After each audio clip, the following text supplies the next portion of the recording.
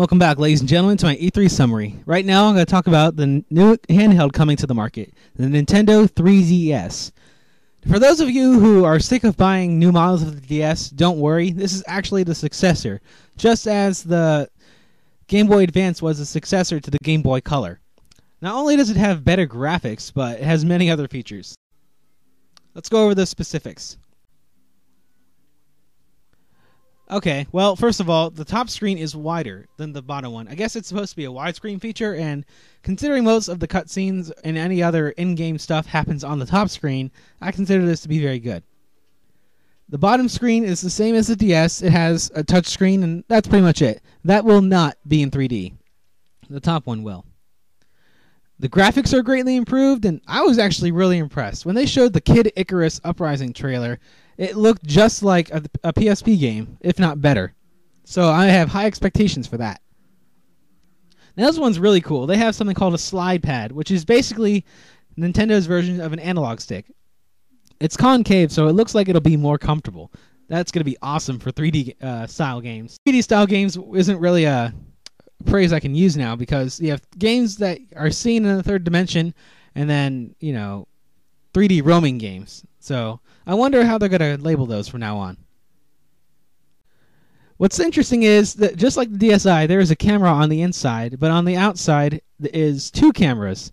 So when you take a photo, you can display those photos in 3D on the 3DS. How awesome is that? One thing they did not actually mention in the press conference, but I researched later, was their motion sensor and the gyro sensor. They went into more in depth about that later. Well, basically, for example, let's just say you're playing a first-person shooter. You can move the 3DS and have it act like a second analog stick. It'll move the camera. So where you move it, it will move for you. This is really cool. You'll be able to see 3D movies on there. They already announced that they'll have How to Train Your Dragon on there, so that'll be really awesome. So anyway, in 2009, there was this thing called Project Sora from Sakurai, who basically did the Kirby and Smash Brothers games. I really honestly didn't know much about it, but they brought it up in the conference. Basically, they wanted to make a game designed specifically for the 3DS, and that actually had an impact on how the 3DS was designed, with the slide pad and all. So that ended up being Kid Icarus Uprising, and upon further research, I was able to see that in order to control it, you control Pit with the slide pad for movement, the stylus for aiming the crosshair, and the L button to fire. So that's a really fun way to do a rail shooter. Now, I'm not necessarily sure that is limitations of the game itself, but at least for the flying sections, that is how it will control. It's going to be really cool. I'm looking forward to that. With the game, you'll be able to judge height, width, and depth better with the 3D. So I think that'll be really interesting. Like, if there's an enemy behind the clouds, you'll be able to tell how far away they are. And I'm just blown away. No one ever expected the 3DS to be this good, and I really can't wait to get my hands on one. I'm going to start saving now. So anyway, back to the Uprising. They went back and talked about the 3DS some more. They said the 3DS can detect things wirelessly regardless if it's on or off. So you'll be able to see things like new stages, new quests, new ghost data, and new rankings. And they went on to say there will be no monthly fee, which I didn't think there would be to begin with, but it's kind of nice. Maybe they're trying to rub it in Microsoft's face or something. But the most amazing thing, other than the hardware, about the 3DS is the sheer amount of titles that are going to be available for it right off the bat. I have a list here. Let's see.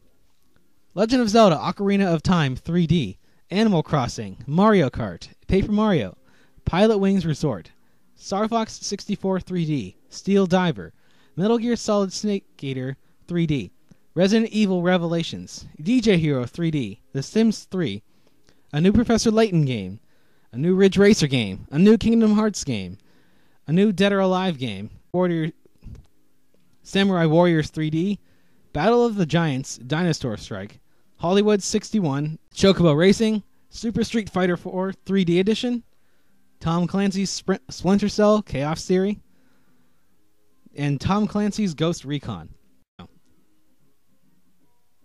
So it seems that developers and publishers have finally come around and are willing to publish on their stuff on the handheld. So ready to back them up from day one. And that is the most important part about playing video games, the actual games. So I'm glad to see they're not trying to pull a Sony and be like, look at all our hardware, it's so cool, but have nothing to show for it. So after all of that, Nintendo still wanted a way for the audience to experience the 3DS for themselves. But since it's 3D, you really can't view that on a stage. So what they did was have chaperones with 3DSs tethered to them come around so people in the audience could try that for themselves. I thought that was awesome. People could form their own opinions even if they were still skeptical. And from what I've heard from people who have been on the show floor, it works really well, and that somehow the 3D does work despite not needing glasses. So I think in the end, this is just the icing on the cake to show that this was the best part of the E3 for this year. Out. There will be plenty to do on the consoles that are already out now, but the 3DS will have tons of new games, and while there may be some remakes, the fact that there is a Street Fighter, a Metal Gear, and a Resident Evil game on there is just amazing.